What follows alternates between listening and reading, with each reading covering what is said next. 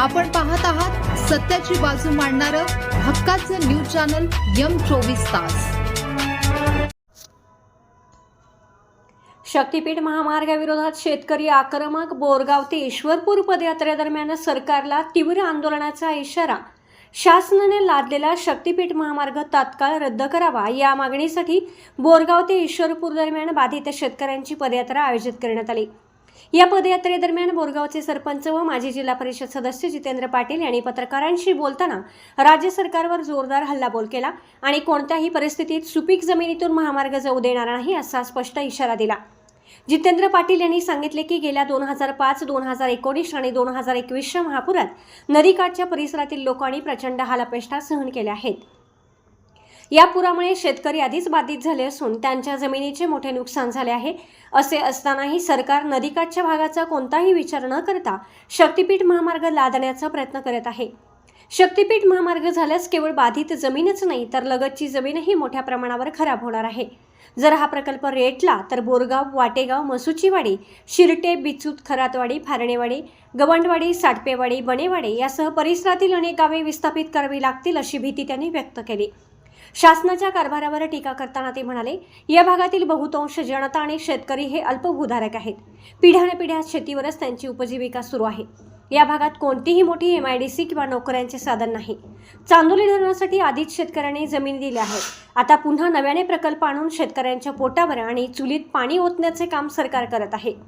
विकास व्हायला कोणाचाच विरोध नाही, मात्र तो शेतकऱ्यांच्या मानगुटीवर बसून आणि सुपीक जमिनी नष्ट करू नये। गरज असेल तर महामार्गाचे अलाइनमेंट बदलावे आणि जिथे पडीक किंवा खराब जमीन आहे तिथून हा मार्ग न्यावा। जर सरकारने हा निर्णय मागे घेतला नाही तर विधानसभेच्या सभागृहापर्यंत चालत जावे लागले तरी आम्ही जाऊ, परंतु सुपीक जमिनीतून हा मार्ग होऊ देणार नाही। प्रसंगी छातीवर गोळ्या झेलू पण शक्तीपीठ रद्दच करू असा इशारा त्यांनी दिला।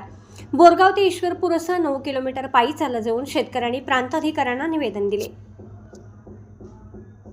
आज शक्तीपीठ लादलेला शक्तीपीठ रद्द करण्यासाठी सरकारनं आज नदीकाठच्या भागाचा न विचार करता गेले 2005, 2019 आणि 2021चा पूर आम्ही नदीकाठच्या लोकांनी झेलला।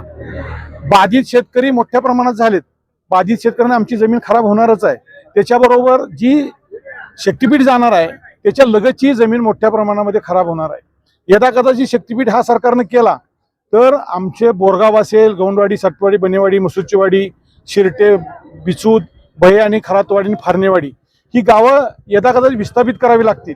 कारण आम्ही 19च्या आणि 21च्या पुरामध्ये आमचा हाल अगदी जनतेनं बघितलं, सरकारने बघितलं। त्या काळामध्ये 19च्या काळामध्ये हे सरकार सत्तेवर होतं आणि हजारो कोटीची मदत आम्हाला तिने केलेली बघितली। जर ही परिस्थिती त्या काळामध्ये जर निर्माण झाली असेल आणि हा जर शक्तीपीठ तिने जर निर्माण केला तर यदा कदाचित या गावातली सगळी जनता विस्थापित व्हावी लागेल। या सरकारनं आमच्या अन्नामध्ये विष कालविलं नाही तर आमच्या चुलीमध्ये पाणी ओतायचं काम हे सरकार करतंय। गेले अनेक वर्ष आमच्या पिढ्यानपिढ्या आमची उपजीविका शेतीवर असणारं खेडी गाव आहेत। या खेडेगावामध्ये शेतकरी उपजीविका हा शेतीवर करतो। आम्ही आता अल्पभूधारक शेतकरी झालोय आणि अल्पभूधारक शेतकरी होत असताना त्याच्यामधली जमीन काढून घ्यायचा प्रयत्न करतोय। आम्ही चांदोली धरणामध्ये आमच्या परिसरामधल्या शेतकऱ्यांनी जमीन दिली। आता हा दुसरा आमचा प्रोजेक्ट येतोय। अनेक रस्ते आमच्या भागामधून गेले। विकास व्हायला अडचण नाही, पण विकास होत असताना शेतकऱ्यांच्या नरड्यावर पाय देऊन, शेतकऱ्यांच्या चुलीमध्ये पाणी ओतून, शेतकऱ्याच्या अन्नामध्ये विष घालून विकास करणं बरोबर नाही। या सरकारला आम्हाला सांगणं एकच आहे, आज आम्ही ह्या परिसरातले शेतकरी